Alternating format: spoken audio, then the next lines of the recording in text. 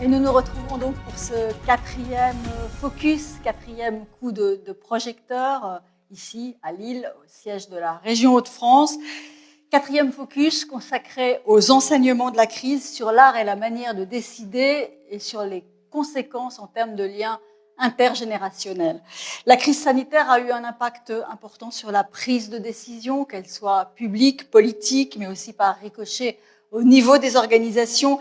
Elle a aussi un effet sur le lien entre les générations. Elle a créé une forte charge mentale pour les plus jeunes, auxquels beaucoup a été demandé pour préserver leurs aînés. Mais ils ont aussi parfois été pointés du doigt pour comportements dangereux, au risque de les stigmatiser. L'incertitude sur l'avenir, les difficultés que rencontrent les jeunes adultes qui arrivent sur le marché du travail risquent encore de peser sur la cohabitation entre les générations. Pour en parler ici avec moi, 6 hommes. Jean-Jacques Salin, le directeur général France d'Inditex, qui va être avec nous en duplex. Philippe Beauchamp, directeur général de Ramerie. L'amiral Coldefy, président de la Société des membres de la Légion d'honneur. Didier Lebars, commissaire divisionnaire, directeur général du syndicat des commissaires de la police nationale. Et puis en plateau avec moi, 2 étudiants de l'ICAM, l'Institut catholique des arts et métiers de Lille, Gabriel Sérien et Nicolas Bricou. Je commence avec vous, Jean-Jacques Salin, donc directeur général France d'Inditex. Vous êtes en visioconférence. Quand on parle d'Inditex, il est question de marques comme Zara, comme Massimo Dutti, comme Stradivarius. Inditex est le leader mondial de la confection textile. Vous êtes un homme engagé, un dirigeant d'entreprise engagé. L'une de vos convictions, c'est la nécessité de lutter contre la fracture entre les générations. Pourquoi est-ce que c'est si important pour une entreprise de lutter contre cette fracture-là ?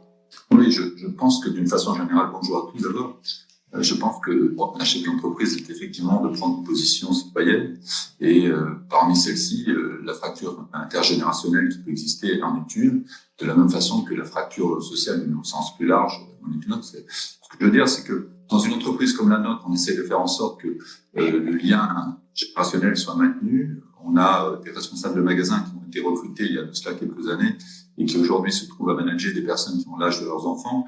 Et en fin de compte, les choses se passent très bien, puisque derrière, et tout le monde est dans le même mouvement et la même dynamique. Donc, au-delà du lien intergénérationnel, c'est surtout éviter les fractures sociales de quelque nature qu'elles soient. Et c'est important, effectivement. Et la spécificité de la mode, enfin, du secteur dans lequel vous opérez, c'est la jeunesse. Est-ce que ça implique une manière de diriger particulière ? Donc déjà, le fait, moi, cela fait 20 ans que je manage cette filiale française. Il y a 20 ans, il y avait 1000 personnes. Aujourd'hui, il y en a 10 000. Et en fin de compte, la moyenne d'âge, elle a sensiblement augmenté, mais elle reste néanmoins relativement basse. On a une moyenne d'âge de 24-25 ans. Et donc, le fait de travailler avec des jeunes en permanence nous oblige à regarder le monde de façon différente. Et ça oblige aussi les collaborateurs, je dirais, à peut-être vieillir moins vite, peut-être moins tributaire des aléas du temps, mais c'est vrai qu'on reste dans un esprit très jeune. Et la mode est, d'une façon générale, un environnement relativement jeune, oui.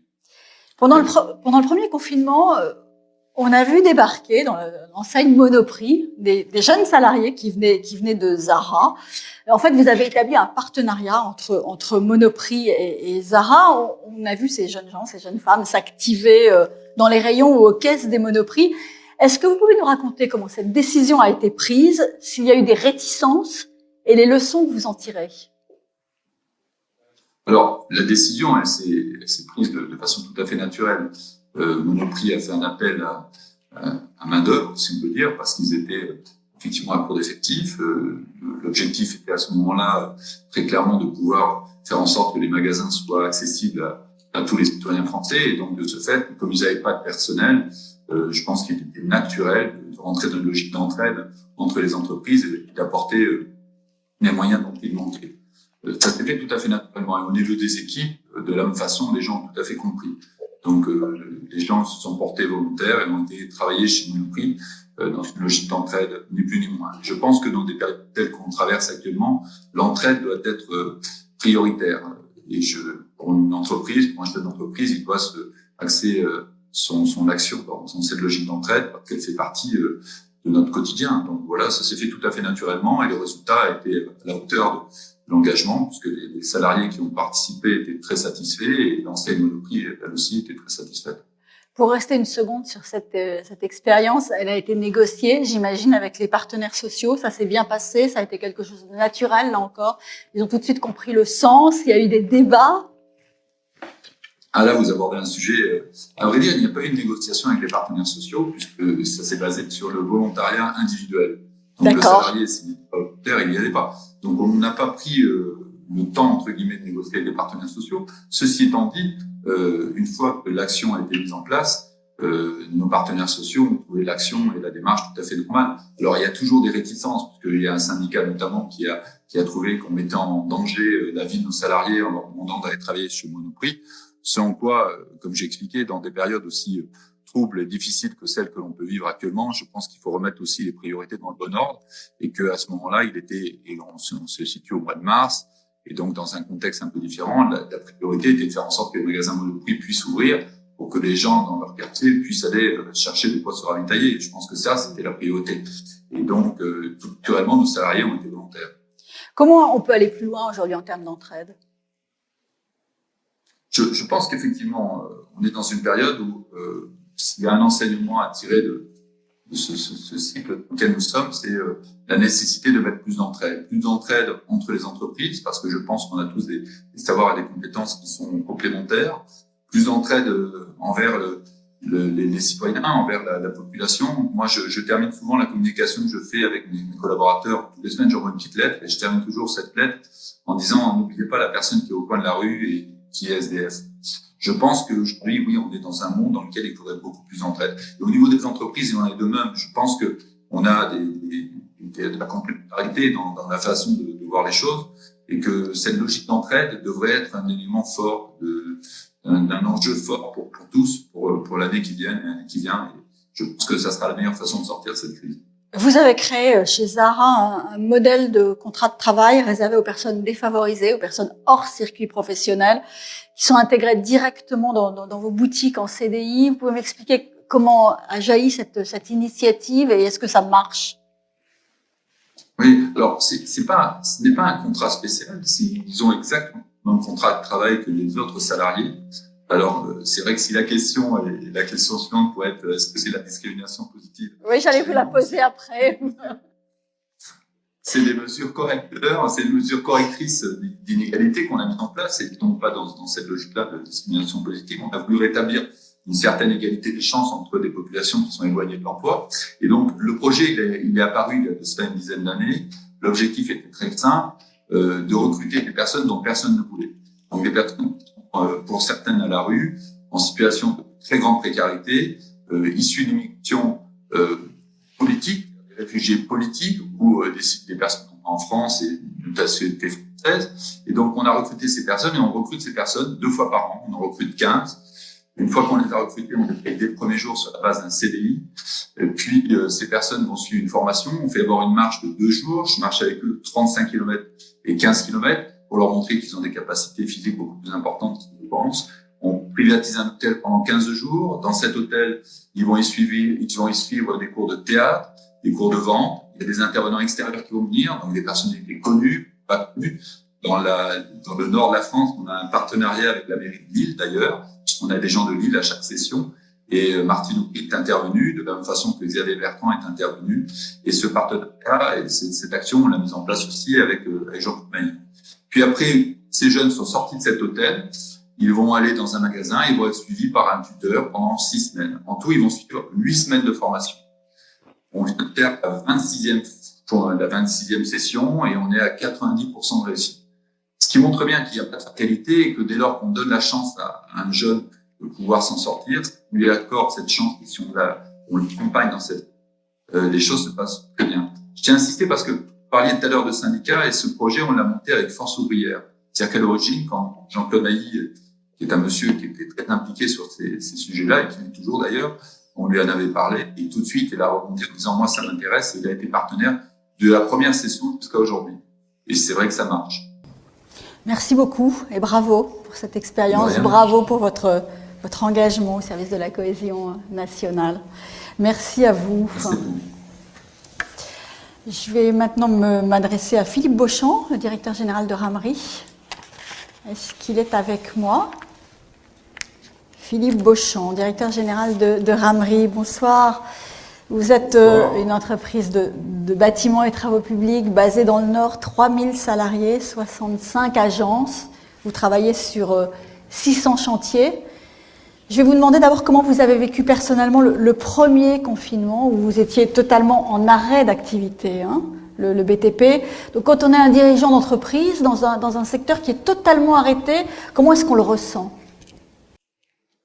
Alors écoutez, on a un petit moment de mou au début pendant 12 heures, pendant 2 jours. Hein, on se pose la question de ce qu'on va faire, nous qui avons l'habitude, notamment dans les postes de direction, d'être toujours sur la route, toujours au restaurant, comme vous pouvez le constater de visu.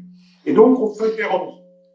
Et puis ça devient un très bon atelier de cohésion au travail, dans le sens où on doit garder un lien avec notre équipe dirigeante. Notre équipe dirigeante, elle ne réagit pas de la même manière. Vous en avez qui sont battants, vous en avez dont on sent qu'ils sont perdus. Ça doit être des cadres supérieurs, des dirigeants, sont perdus dans ce qui arrive. Et alors, c'est tous ensemble, justement, dans une cohésion de groupe, dans un travail de groupe, et bien que chacun va aider un peu celui qui est en difficulté, qu'on travaille ensemble pour faire une activité normale. Vous savez, on n'est pas tous égaux, y compris dans une équipe dirigeante.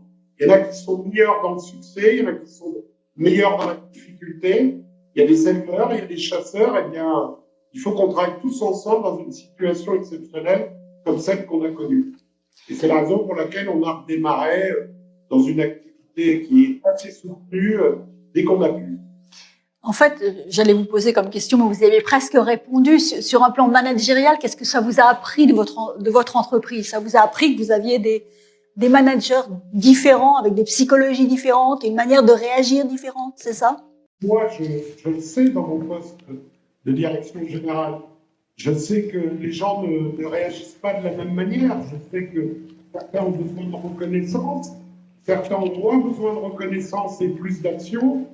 Certains ont un leadership. On voit se créer, comme je le dis souvent, dans la cohésion de travail, des bons exemples de ce qu'on appelle la théorie des alliés. Et puis, une fois qu'on a une bonne connaissance de son équipe de fonction, eh bien, effectivement, on sait la mener, on sait la faire avancer dans le même sens.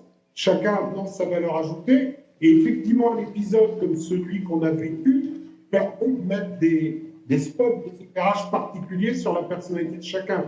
Mais je vais vous dire quelque chose. Heureusement qu'on n'est pas tous pareils dans une entreprise. Parce que sinon, ça serait très, très, très embêtant pour l'entreprise. Est-ce que les valeurs de l'entreprise ont été renforcées? Les valeurs de l'entreprise, on est une entreprise familiale créée il y a bientôt 50 ans. Alors, j'ai tous les syndicats possibles et inimaginables. Je n'ai pas eu une minute de grève ou de mouvement social depuis 50 ans. Les valeurs de l'entreprise, elles sont liées à ce qu'on appelle l'entreprise familiale, au fait que celui qui dirige l'entreprise aujourd'hui depuis 1 mois et demi, que je lui ai laissé la place depuis 1 mois et demi, Mathieu Ramery est le fils du fondateur, que cet esprit familial fait que dans les difficultés qu'a eu une entreprise qui est partie de zéro, le fondateur n'avait pas 1 euro dans sa poche quand il a créé cette entreprise, et encore moins franc à l'époque. Eh bien, cette espèce de solidarité, on la retrouve dans cet épisode particulièrement traumatisant. Donc, les valeurs, oui, bien sûr, les valeurs, elles se font encore plus exprimées à l'occasion de cette crise sanitaire qui est suivie et qui sera suivie d'une crise économique. Si je dis... Je voudrais quand même dire un mot, parce que je sais qu'on est nombreux à le dire. C'est quand même plus facile de diriger une entreprise de 3000 personnes quand l'État prend en charge le salaire des salariés en chômage partiel que de diriger une TPE ou une PME de 3 à 50 personnes. Nous, on a des outils. Et malheureusement, les plus petits n'ont pas les mêmes outils. Donc, on est des privilégiés là-dessus. On a des risques plus lourds en termes de chiffres, mais on est des privilégiés en termes de moyens. Comment est-ce que concrètement, pendant toute cette période, vous avez fait vivre la cohésion chez Ramri? D'abord, on a pris des cours accélérés de visio. Certains à l'utiliser, puis d'autres qui ne l'utilisaient pas. Alors, on a aussi tapé très fort sur notre DSI, parce que notre DSI, au début, elle interdisait Zoom, elle interdisait ceci, elle interdisait cela. Donc, on a pris le pouvoir sur la DSI, vous imaginez? C'était incroyable. Une grande révolution. Et puis, on s'est organisé. Alors, l'équipe de direction, on a voulu quand même maintenir une réunion physique 2 fois par semaine. On se voyait à une dizaine de personnes 2 fois par semaine. Et puis, tout le reste, c'était sous forme de télétravail, de déportation d'outils de paye pour les salariés et de règlement de fournisseurs. Nous avons réglé tous nos fournisseurs en temps et en heure. C'était la grosse crainte de nos métiers. C'était les défaillances en chaîne, et nous avons voulu régler tous les fournisseurs à la date prévue. En termes d'âge chez Ramri, est-ce qu'il y a un enjeu de lien intergénérationnel ou pas du tout?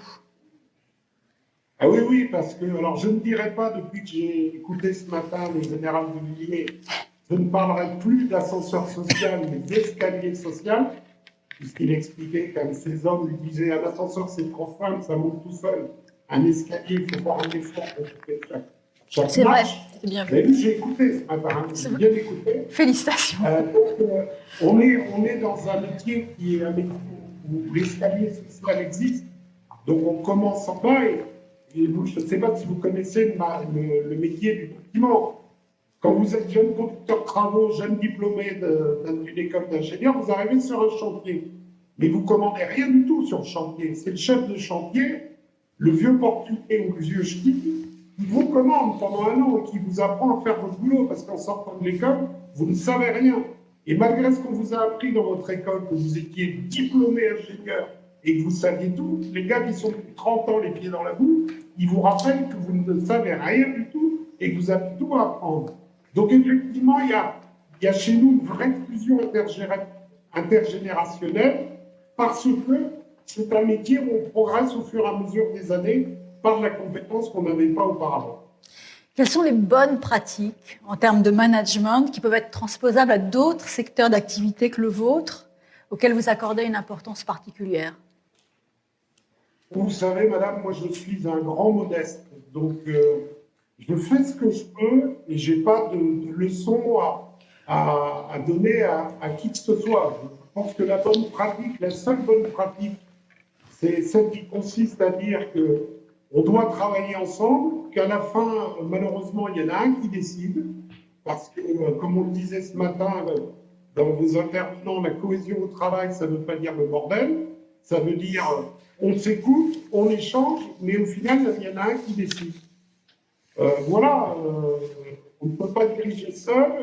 Le chef ne doit jamais avoir besoin de rappeler qu'il est le chef. Ça doit être une autorité naturelle. Et cette autorité naturelle, vous ne l'obtenez dans une structure que si vous amenez de la valeur ajoutée à la structure. Vous connaissez l'expression « ce petit chef et compagnie ». Oui, le petit chef, c'est celui qui n'apporte rien, que le pouvoir que lui a donné des galons. Le vrai chef, c'est celui qui se fait respecter parce qu'il apporte de la valeur ajoutée à ses collaborateurs. C'est tout. Si vous n'apportez pas de valeur ajoutée à vos collaborateurs, surtout, changez de métier ou prenez votre retraite. Ça sera le mot de la fin. Merci. Est-ce que j'ai David Lebars en duplex? Est-ce que vous m'entendez, monsieur? Oui, je vous entends très bien.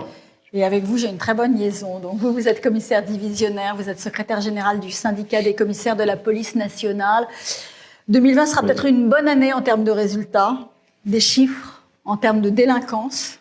Les confinements, le couvre-feu ont vraisemblablement diminué mécaniquement les actes délictuels et une certaine présence sur le terrain. Est-ce que vous êtes d'accord avec ça pour lutter contre la délinquance ordinaire? En revanche, vous avez été très sollicité sur le plan sanitaire pour contrôler, pour faire observer les règles gouvernementales, notamment pendant le confinement.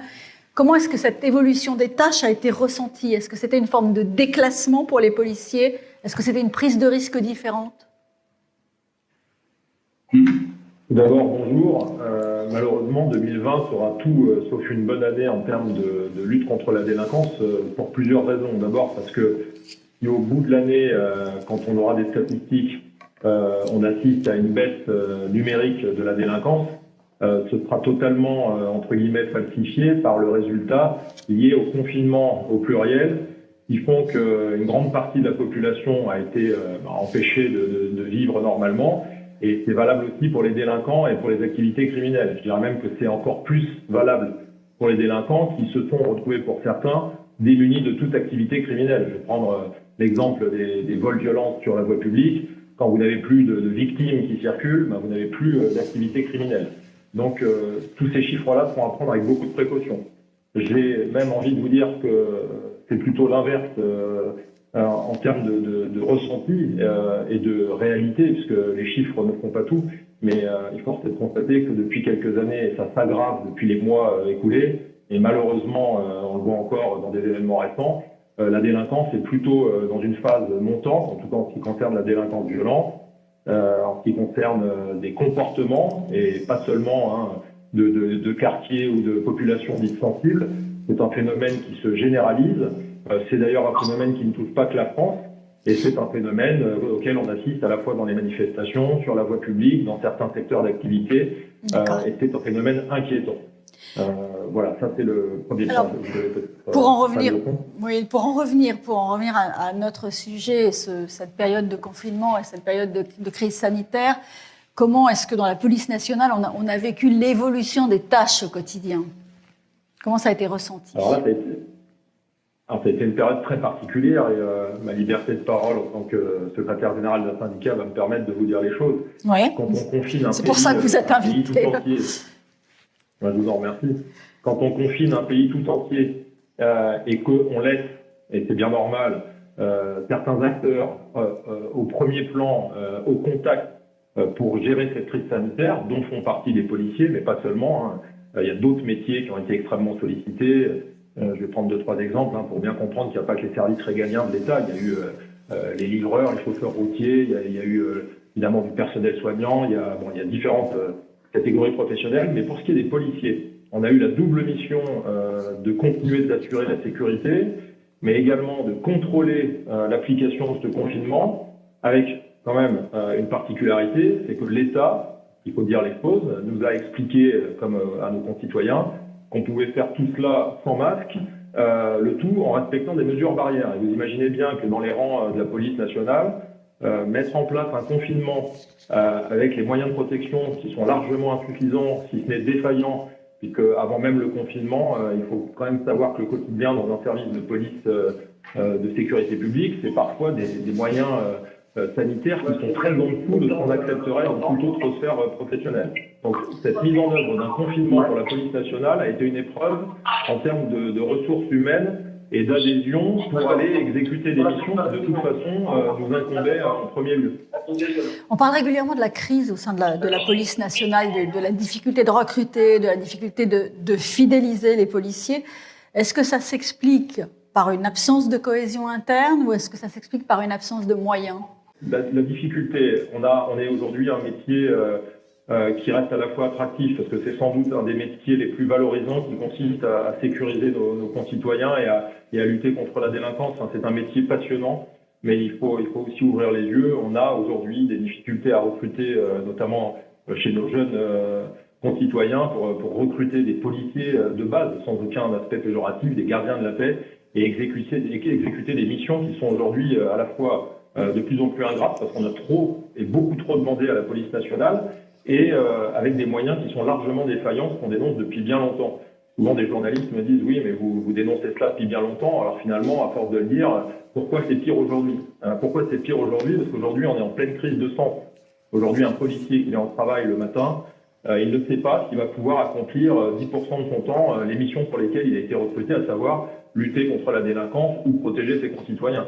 On s'est retrouvé au fil du temps avec une série de missions et de charges indues qui nous ont pesé sur les épaules et qui fait qu'on est dans une administration qui a besoin de se déconcentrer, de s'aérer et de revenir sur son cœur de métier. Et on le voit dans les recrutements de gardiens de la paix, en plus dans un programme politique où on recrute en masse, mais forcément sur un public équivalent, le curseur qualitatif baisse. C'est une réalité. Et puis après, il y a les torts qu'on a, nous, collectivement, au sein de l'administration. Et j'ai écouté attentivement le nombre de vos participants. C'est ceux qui ne nous permettent pas de trouver cette cohésion dès l'entrée dans la police nationale pour faire comprendre qu'au-delà d'obéir à une administration qui fonctionne avec des codes précis, pour faire à la fois appliquer la loi, mais également obéir à des lois, à des règlements et à appliquer une déontologie, mais tout ça, ça ne se décrète pas et ça ne s'invente pas. Il faut trouver une cohésion à l'entrée, comme le font d'ailleurs nos amis militaires, qui est leur point fort, et je fais partie des dernières générations qui ont fait le service national. Cette cohésion-là, avec la pression du temps de la vie citoyenne et des missions pour lesquelles on doit tous les uns et les autres œuvrer, finalement on a raccourci les scolarités, on n'a pas pris le temps de trouver les moments pour la cohésion, on est très largement sous-dimensionné sur tout ce qui est formation continue, et on a des véritables difficultés à faire absorber ces nouvelles générations qui sont d'un état d'esprit différent, qui ne voient pas la carrière de la même manière que nos anciens la voyaient, et pour faire fonctionner la fin de la génération post-68, nos anciens, les grands chefs et les jeunes qui font de la génération Z, et tout ça, ça va passer par des nouvelles formes de cohésion et de formation, et elles sont encore à inventer. En tout cas, elles ne sont pas suffisamment en place pour qu'on prenne le bon virage. Depuis le début de la journée, on a beaucoup parlé du sens qu'on donnait, du sens de la mission. Qui est-ce qui a la vocation à donner le sens quand il s'agit de la police? Est-ce que ça vient de la hiérarchie ou est-ce que ça vient du discours politique? Alors, le discours politique, moi je suis extrêmement frileux à l'idée de le relier à l'action de la police. C'est bien le sujet qui nous préoccupe aujourd'hui. Vous savez, la police, il y a bien une chose qu'elle ne doit pas subir, c'est d'être l'otage du discours politique. Et un des problèmes de la police nationale aujourd'hui, c'est d'être ballottée au gré des discours politiques, des décisions politiques, des à-coups politiques, qui fait que finalement, une administration régalienne comme la nôtre, qui doit être au service de tous, est parfois considérée par nos détracteurs comme au service d'un ministre ou d'un camp ou de tel gouvernement, alors que ça ne devrait jamais être le cas. Alors, même si ce n'est pas la réalité, si certains le pensent, c'est qu'il y a déjà un problème. Et je vais vous dire, le problème, il est simple, et ça vient aussi de la complicité des journalistes et des politiques eux-mêmes. Le ministre de l'Intérieur, il ne devrait pas être le premier flic de France. C'est déjà une appellation totalement erronée. D'abord parce qu'il a dans son périmètre autre chose que la police nationale. Il a le culte, il a les gendarmes, il a nos amis pompiers, nos amis gendarmes, bien sûr. Enfin, il a bien d'autres choses que d'être le premier flic de France. Et quand un ministre de l'Intérieur se comporte comme le premier flic de France, on est déjà sur une séquence politique et on ne peut pas déjà garder cette distance nécessaire à l'action régalienne d'une institution qui doit pouvoir œuvrer non pas dans la tranquillité, mais en tout cas en dehors du temps politique et encore moins dans le temps médiatique. Donc, tous ces sujets-là font qu'aujourd'hui, la copie est à revoir. Le ministre actuel avait dit qu'il ne serait pas le premier flic de France. Je vous laisse juger, au vu de certaines positions, si il est normal que finalement un ministre rentre dans l'arène dans des sujets qui devraient rester des sujets de professionnels quand on est sur de la technicité. La politique est aux politiques, la technicité doit être aux techniciens. Moi, si je vous demande qui est le directeur général de la police nationale, il n'est pas suffisamment connu pour qu'on puisse affirmer les uns et les autres que c'est lui le chef de la police et donc le premier flic de France. Et c'est déjà un problème. Puis après, on peut regarder aussi nos structures internes à la police qui sont morcelées entre la préfecture de police et puis maintenant la création d'une direction générale de la sécurité intérieure. Donc tout ça, ça pose aussi des problèmes de cohésion interne et d'adhésion à un projet. Un policier ne doit pas se sentir ni manipulé, ni sacrifié, ni soutenu. Il doit pouvoir travailler dans une séquence qui correspond à la mission pour laquelle on le recrute. Et c'est aussi un des sujets qui nous préoccupe en tant que chef, pour faire adhérer nos jeunes effectifs, pour qu'ils comprennent que la mission, ça c'est le terme des militaires, et puis si elle est bien accomplie, on félicite, si elle est mal accomplie, eh bien on punit. Et au-delà de tout ça, après, il faut créer de la cohésion et l'adhésion à un chef. C'est celui qui montre l'exemple. Je reprendrai des propos que j'ai entendus. Il faut être bien modeste, mais pour être reconnu comme chef, il suffit pas d'en avoir le grade. Il suffit aussi de montrer l'exemple et d'être là dans les moments où vos effectifs, ils doivent comprendre deux choses. Soit vous avez pris la main et vous assumez toutes les conséquences parce que vous avez pris la main, soit vous prenez aussi la main parce que, non pas vous allez apporter une plus-value, mais vous allez en tout cas avoir le niveau de grade qui va permettre de déjouer une situation qui est bloquée. Voilà, c'est les deux grands leviers qui font qu'un chef de police, il est reconnu par ses troupes, et ça se joue à rien, mais c'est ces petits riens qui déterminent l'importance du chef. Merci beaucoup. Merci, David Lebars. Je vais me tourner vers vous maintenant, messieurs. Nicolas Bricou, Gabriel Sérien. Bonjour. Vous êtes l'un et l'autre étudiants ici, à Lille, à l'ICAM, à l'Institut catholique des arts et métiers. Je vais vous demander d'abord comment psychologiquement l'un et l'autre vous avez vécu cette double expérience de confinement. Nicolas. Alors je vais commencer. Alors le confinement, je l'ai vécu à Lille dans un 25 mètres carrés j'avais je suivais encore des cours à distance et j'étais notamment dans un projet qui était en lien avec une entreprise. Donc je devais assumer ce projet à distance. Donc ça s'est plutôt bien passé, même très bien, parce que les outils, j'ai la chance d'être familier avec les outils numériques et donc ça n'a pas été compliqué à mettre en place. Il existe, pour pas les nommer, mais il y a Google, tous les outils Google qui sont très très bien ajustés. Et donc, non, le confinement, il s'est bien passé en termes professionnels. Et après, en termes privés, j'ai envie de vous dire que je pense que j'ai été plutôt bien accueilli, entre guillemets. Je me suis bien senti. Même si ça m'a offert beaucoup de temps pour réfléchir et beaucoup de temps pour justement réfléchir à mon projet professionnel, à des choses comme ça dans notre avenir, simplement. Gabriel. Alors, bonjour. Bonjour. Moi, je vais parler de deux choses parce que je suis étudiant mais également salarié puisque je suis alternant. Premièrement, je vais vous parler de mon confinement en tant qu'étudiant. Donc, la première partie du confinement, j'étais à l'école. Donc là, il n'y avait pas de problème puisqu'on connaît les outils, on a eu une facilité à les utiliser. Et puis, on a fait preuve d'une très grande solidarité dans notre groupe de classe et entre nos copains à l'école. Donc ça, c'était très bien. Et dans un second temps, donc en entreprise, là, ça a été beaucoup plus délicat parce que j'étais en fonctionnement hybride. Donc c'était un rythme à prendre. Le télétravail, il faut prendre des marques. Donc je me suis senti un peu plus perdu dans cette deuxième partie du confinement. Mais au final, j'ai eu la chance d'avoir un manager et une équipe qui prend quand même le temps de se poser un minimum et de discuter, notamment avec des points tous les matins. Et donc, ça nous a permis de garder un lien social assez important. Alors, à l'ICAM, vous avez réalisé une enquête parmi les étudiants de l'école, 75 témoignages. Des étudiants âgés de 18 à 23 ans, 60% d'entre eux émettent une crainte sur le lien générationnel. Ils estiment qu'il est en danger. Pour quelles raisons? Est-ce que vous pouvez me raconter un petit peu cette enquête? Alors oui, pardon. En effet, on a mené une enquête parce qu'on voulait venir non seulement en notre nom témoigner, mais aussi au nom des autres étudiants qui sont présents dans notre école pour pouvoir les représenter au mieux. Donc on a fait un petit sondage.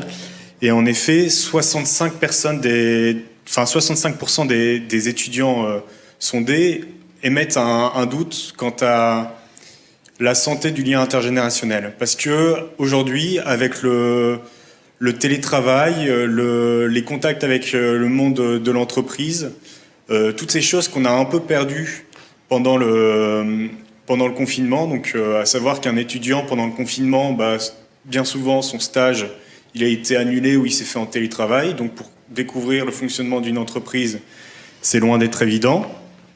Et les cours par télétravail, on perd complètement la relation avec le professeur et on rentre dans des communications formelles par mail, mais on perd tout ce qui est informel et tout ce qui fait le lien social dans une école et dans une entreprise.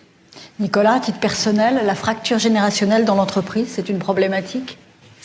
Oui, c'en est une pour les mêmes raisons que a pu évoquer Gabriel et je pense que le confinement il n'a pas aidé. En effet, on pouvait plus partager les moments privilégiés en entreprise avec les collaborateurs. Quand on est dans un bureau, c'est très simple.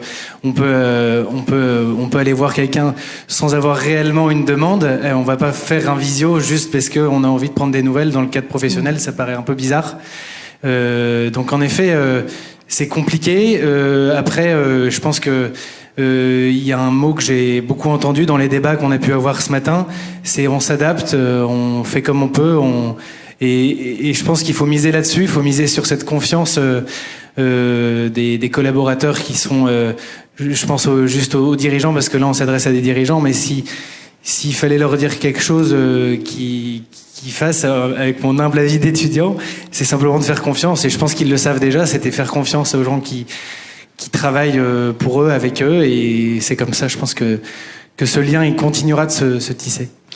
Gabriel, vous êtes en alternance, hein, Oui. Vous nous l'avez dit. C'est un bon moyen d'arriver à intégrer les jeunes et les moins jeunes dans une équipe, l'alternance.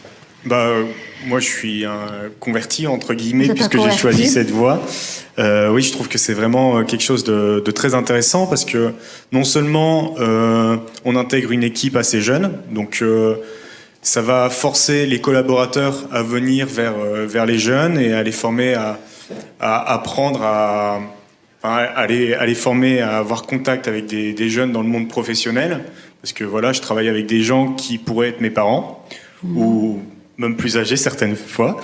Donc on est bien obligé de faire avec, de composer. Donc on crée des liens pour pouvoir travailler efficacement. Et donc voilà, je pense que c'est vraiment un bon moyen d'arriver à garder ce lien et voire même le renforcer.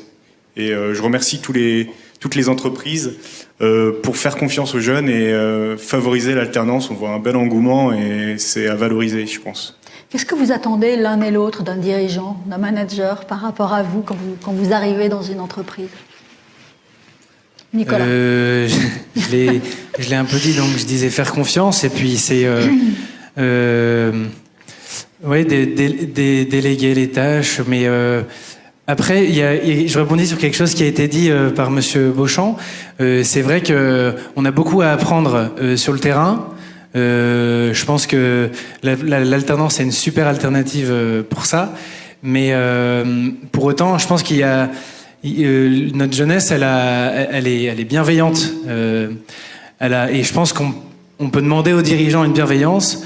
Après, je ressens pas de malveillance des dirigeants, mais ce qu'il faut bien se dire aujourd'hui, c'est qu'il faut pas dire aux jeunes de demain que ils sont enfermés, ils sont solitaires, parce que en effet, les réseaux sociaux, ils ont peut-être pu un peu nous rendre centrés sur nous-mêmes, mais pour autant, je pense qu'ils ont créé aussi de la solidarité, une horizontalité qui n'existait pas avant.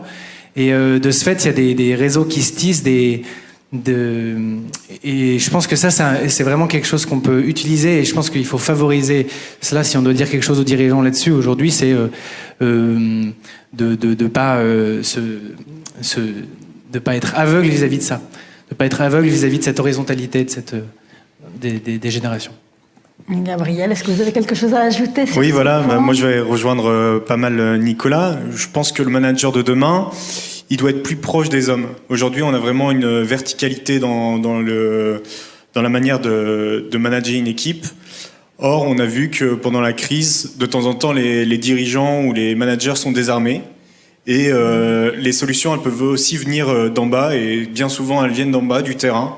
Et donc, c'est de faire confiance, d'être à l'écoute de ces équipes et d'être flexible. Pas rester dans une manière de manager traditionnelle, mais faire composer avec les idées de chacun.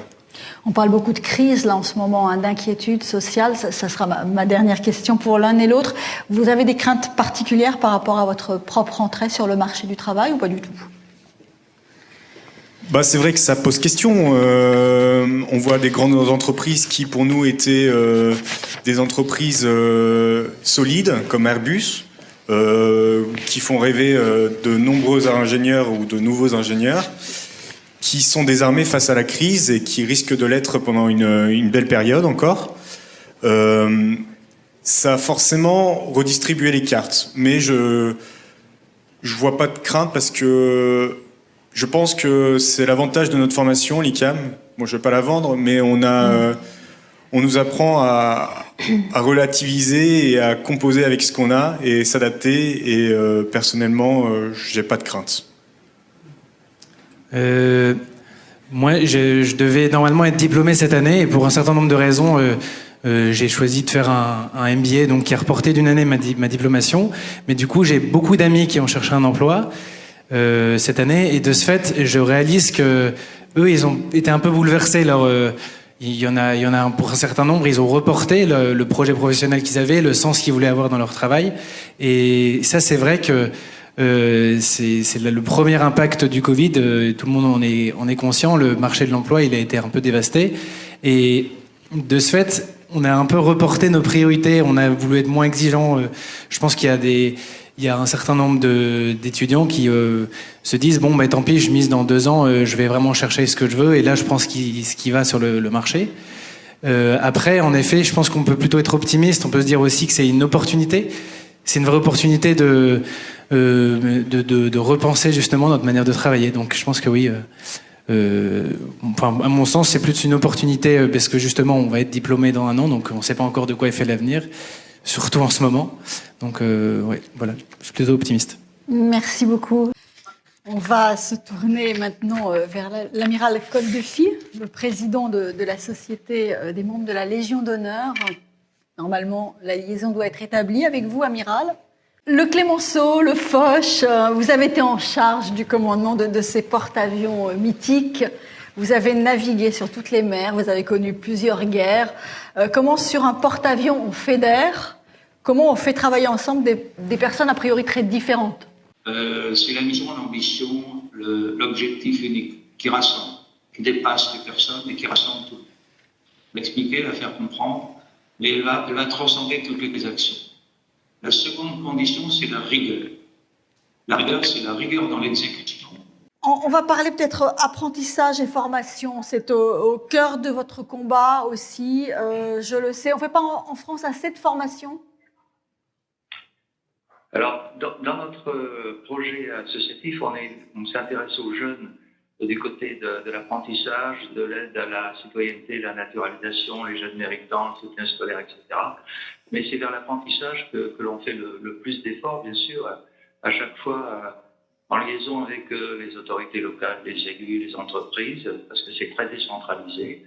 Et il y a un franc succès parce que quand vous êtes pris en main, comme j'ai vu dans l'Aude il n'y a pas tellement longtemps par Laurence Manguero, vous connaissez la valeur travail. Quand vous êtes pris en main par M. Dubreuil, le PDG d'Air Caraïbes, qui vous met au pied du mur, vous y attelez, vous travaillez. Et quand vous êtes pris en main par d'autres, je prends les 2 derniers exemples que j'ai vus en province, là ça marche.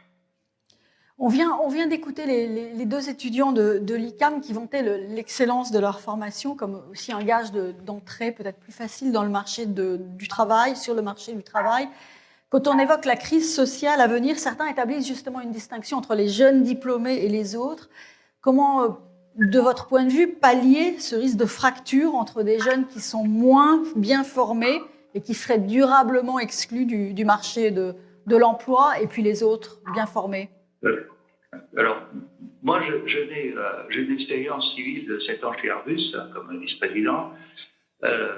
Nos ingénieurs et tous ceux qui ont un métier, un vrai métier, je veux dire, n'ont aucun souci à se faire. La France manque d'ingénieurs et dans tous ces métiers, j'espère que la production manufacturière va être relancée en France. Il n'y a aucun souci à se faire, même si actuellement, même chez Airbus, il y a un petit point mort. Ceux qui ont du souci à se faire, c'est ceux qui se sont lancés dans des études, j'allais dire, trop généralistes, qui n'apportent rien à l'employeur de façon directe. Alors, il n'y a pas que les ingénieurs, hein. Il y a les juristes, il y a les commerçants, il y a tout un tas de choses. Mais j'ai pu comprendre que nos 2 jeunes gens étaient ingénieurs. Moi, franchement, il n'y a aucun souci. Hein. Est-ce qu'il faut une véritable politique publique d'accès à l'autonomie des jeunes? On ne résout pas les problèmes avec des politiques publiques, etc. On résout les problèmes en fixant une ambition, en se dotant des moyens, en mettant les gens au pied du mur et en les aidant et en les considérant chacun. Les politiques publiques, on en a une fois par jour, et comme les lois. Et à un moment, ça suffit, plus personne ne les écoute, plus personne ne les applique. Il faut faire, comme on dit la plupart des interlocuteurs que j'ai entendus, dans le concret. Les jeunes, on les aide, ils s'aident aussi, on leur fixe ensemble des objectifs, on les accompagne, on développe des compétences comme on fait dans l'entreprise. Et je trouve que le milieu de l'entreprise, c'est le milieu assez génial pour aider les jeunes. Parce que c'est un milieu qui est assez borné, dont les dimensions sont connues, dont le produit, si je puis dire, quel qu'il soit, est connu. Et là, c'est assez facile. Mais il faut avoir un discours clair. Le discours... là, en ce moment, on a une sorte une crise de sens, qui est aussi une crise de commandement. On est management quand on est politique. Mais il n'y aurait pas cette crise de sens et cette crise de commandement, tout se passerait bien. Donc il faut revenir aux fondamentaux. Une mission, de la rigueur dans l'exécution, de la considération pour chacun, et toi, le ciel t'aidera, c'est quand même ce qu'il faut appliquer aux gens. Parce que la politique de la distribution de l'argent des autres, c'est pas une politique pour lui, c'est une politique de vadrouille. Je vais vous poser une dernière question. Amiral, vous êtes président de la Société des membres de la Légion d'honneur. C'est l'une des décorations les plus connues au monde. C'est une récompense du mérite. Quelle est à vos yeux l'importance symbolique de cette décoration et est-ce qu'elle peut jouer un rôle en termes de cohésion? Alors, comme dit le président de la République et grand maître de l'ordre, cette décoration récompense et exige en même temps. Et tous les décorés le comprennent, enfin 90%. On est récompensé pour des mérites éminents qu'on a rendus à la nation, à la République, et en même temps, dès qu'on l'a, on a un devoir d'exigence. Exigence d'aller vers les autres, exigence d'aider les autres, exigence de solidarité, et bien sûr en entretenant les valeurs de la Légion d'honneur, qui, comme vous l'avez rappelé, est le premier ordre national, et nous sommes présents dans 65 pays étrangers. Je peux vous assurer que c'est la décoration étrangère la plus prisée, que ce soit aux États-Unis, au Japon, en Australie, dans tous les pays du monde. C'est vraiment cette décoration qui exige de ceux qui l'ont reçue. Il est un devoir d'exemplarité, de solidarité. Mais le message passe bien, vous savez. C'est un message qui passe très très bien chez les décorés. Merci beaucoup. Merci, Amiral, d'avoir été en duplex avec nous. Et on va faire une courte pause, un petit peu plus courte, 7 minutes exactement, et on se retrouve à 17h30 précise pour la séquence de clôture de cette longue journée, de cette première Académie Sinopia.